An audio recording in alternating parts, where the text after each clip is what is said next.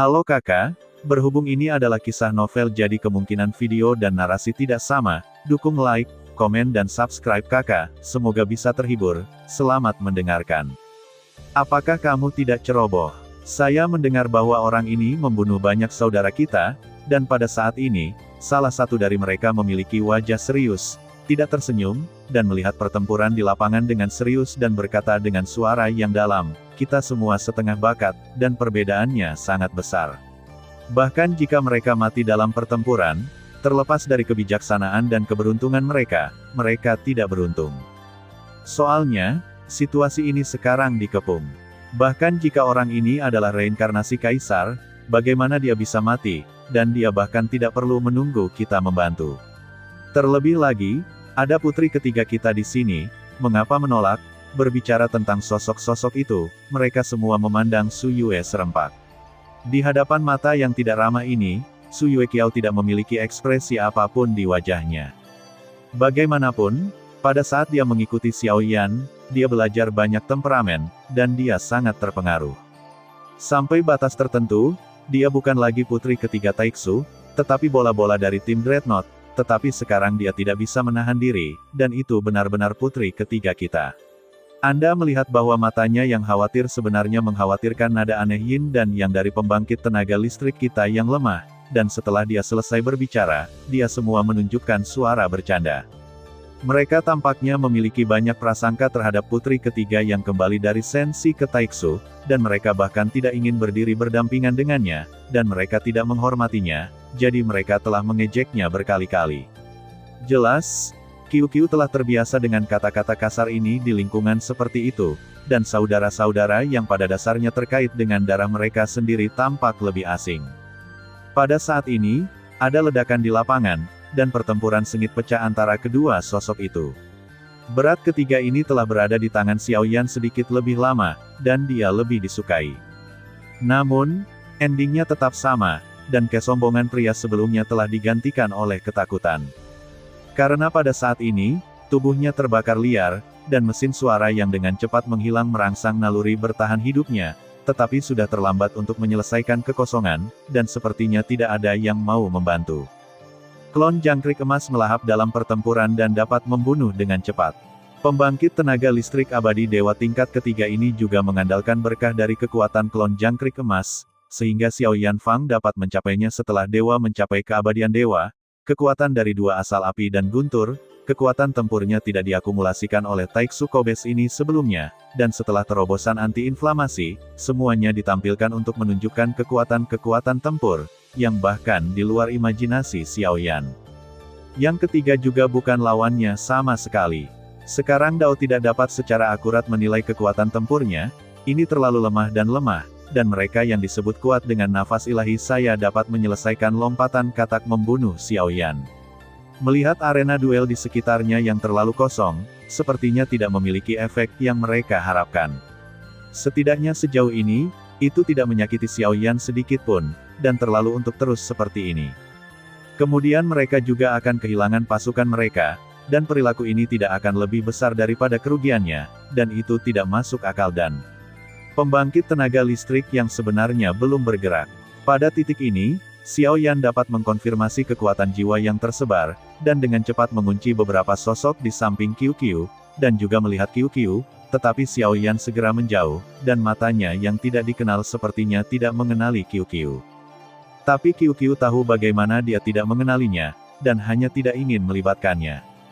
Senyum itu melindungi hatinya, matanya berkedip-kedip, dia memikirkan saat ini, bagaimana dia bisa hidup dan mengurangi peradangan. Apakah Anda terlalu dan menunggu pemborosan?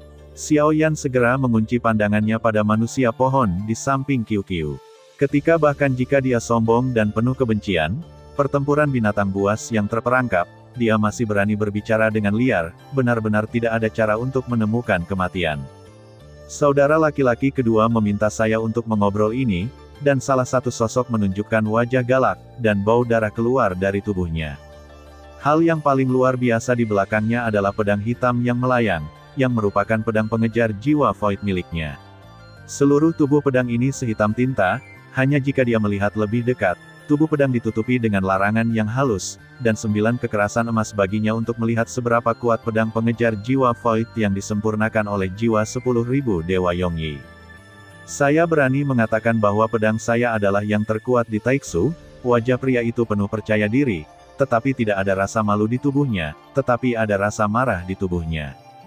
Hanya setelah membunuh terlalu banyak dan menodai darah yang tak terhitung jumlahnya, Anda akan merasa pergi ke sana. Anda perlu berlatih kedokteran. Ketika Anda berpikir jernih tentang pilihan untuk menembak, entah dia mati atau Anda mati. Suara Su Anxing perlahan keluar, kekuatannya hanyalah dewa petarung, tetapi kata-katanya terlalu kosong perintah. Tidak ada yang membantah, dan tampaknya tidak ada yang berani membantah, menghilangkan keabadian dewa.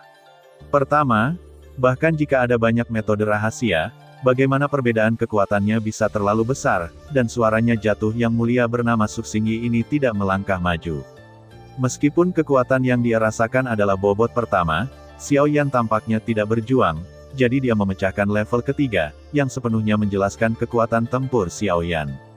Saudara R, saya pikir kita akan membunuhnya secara langsung, agar tidak terjadi kecelakaan, dan kesombongan telah pengecut, mengatakan bahwa kesombongan ini tidak takut mati.